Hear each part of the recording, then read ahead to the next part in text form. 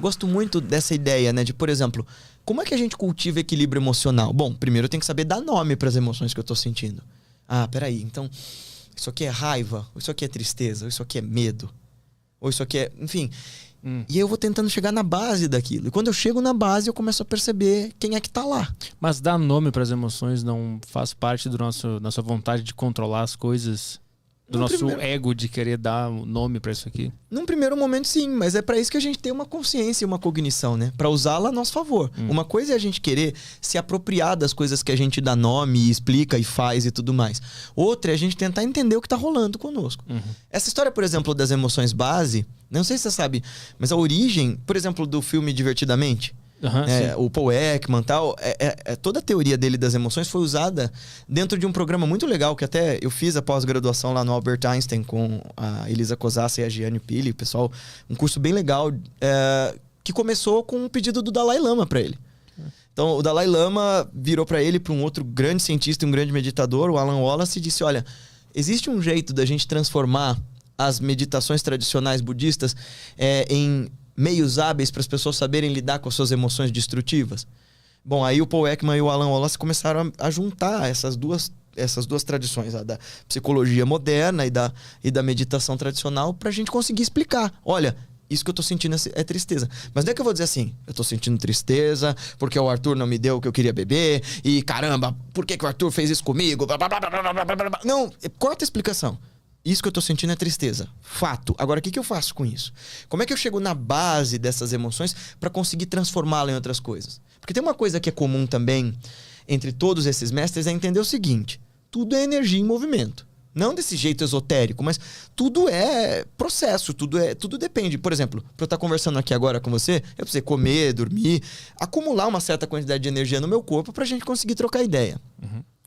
Da mesma forma, as emoções demandam uma tremenda quantidade de energia para serem conservadas. Então, sei lá, e a gente faz muito isso, né? Se eu tô puto com alguém, eu vou ficar naquela comiseração, vou ficar ruminando aquilo e eu tô puto por isso, veja lá, olha, ele fez isso comigo, mas também... E eu começo a entrar nesse labirinto maluco da justificação. A ideia desses caras tá bem, dá um nome para isso. Ah, eu tô com raiva. Vai para a base dessa raiva. Tenta entender onde ela começou.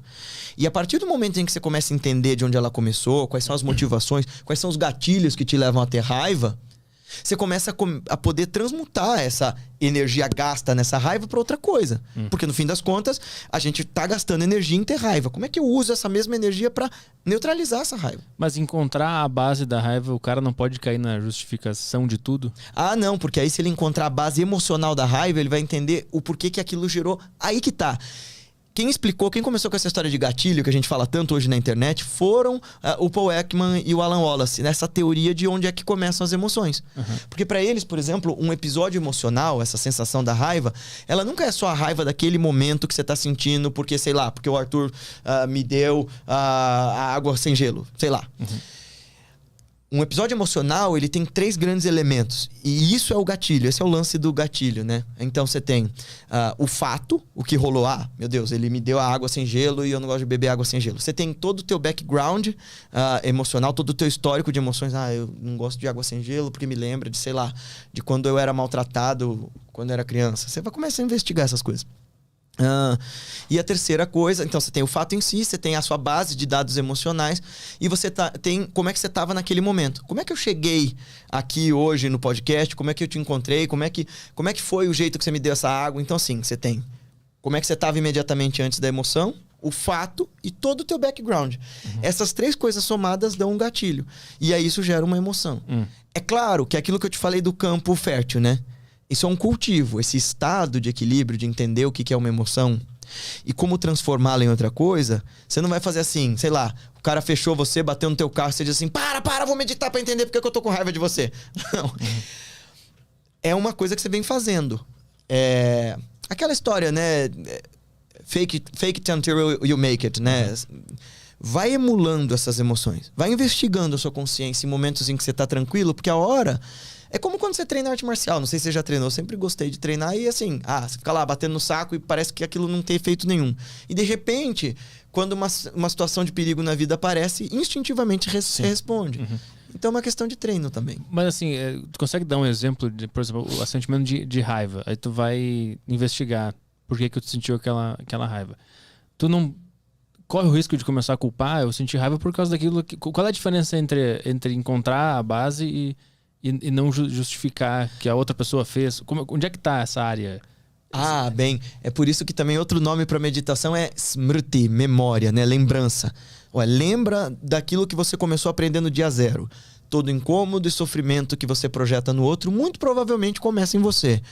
Para de justificar, vai mais fundo, olha para dentro, usa as técnicas, silencia esse tumulto. Porque tem 4 grandes labirintos, assim, por assim dizer, que faz a gente ficar nessa rodinha de hamster, sabe? A justificação. Eu tô com raiva porque... Desculpa, como que é o nome dele? O Caio. Porque o Caio fez, porque o Arthur fez, porque essa poltrona não tá confortável. Outro labirinto é a culpabilização, né? A culpa é dele, a culpa é dela. Então, justificação é... veja bem, hein, Arthur, eu tô com raiva, mas é por causa disso, daquilo e daquilo. A culpabilização é... a culpa é tua. O remorso é... veja bem, cara... Tá tudo zoado, mas é porque eu sou um zoado mesmo. Eu sou assim, desse jeito. E tem o delírio, né? O outro labirinto, que é quando você se recorta da realidade e diz... Eu não tô com raiva por minha culpa. Eu tô com raiva porque tem um encosto aqui em mim. E eu tô muito carregado espiritualmente. E não é porque eu sou um cara que nunca cuidou das minhas decisões e da minha vida. Mas é porque fizeram um trabalho pra mim. E meu signo não tá na posição correta. E o meu Saturno tá retrógrado. Qualquer coisa assim. Sim. Mas, então, eu quero entender o que é a base de um sentimento. O que é isso? Se não são causas externas, se não é a culpa de ninguém. As emoções, elas são dados cognitivos da natureza pra gente poder se proteger no mundo, né? Então, aquelas emoções bases do Divertidamente, elas estão instaladas em nós como uma forma da gente saber como se autogovernar. Por exemplo, se você sente nojo de algo, cognitivamente falando, é porque, de alguma maneira, o teu cérebro achou que aquilo pudesse te apresentar algum perigo. Você vê isso desde animais, criancinhas. Quando a coisa cheira mal, quando a coisa parece estranha, a gente não chega perto porque é uma medida protetiva do corpo. A raiva é uma emoção que, embora muito destrutiva, se muito bem direcionada, nos leva à assertividade, à autodefesa. Você sabe que uma vez eu ouvi desse grande mestre que foi meu mestre, que é meu mestre, ele disse assim: muito do porquê nós não sabemos lidar com as nossas alegrias, com as nossas tristezas, é porque tão pouco sabemos lidar com as nossas alegrias. Olha que louco, né? Porque o que ele está dizendo para nós é: a gente não sabe lidar com tristeza porque a gente não sabe reconhecer a emoção. Quando a gente tem alegria, por exemplo, uma das nossas atitudes comuns é: ai meu Deus, e quando acabar? Mas será que não estão invejando a minha alegria? Ai meu Deus, de onde veio isso? Como é que eu faço para repetir? O processo todo começa com: esteja presente, presta atenção.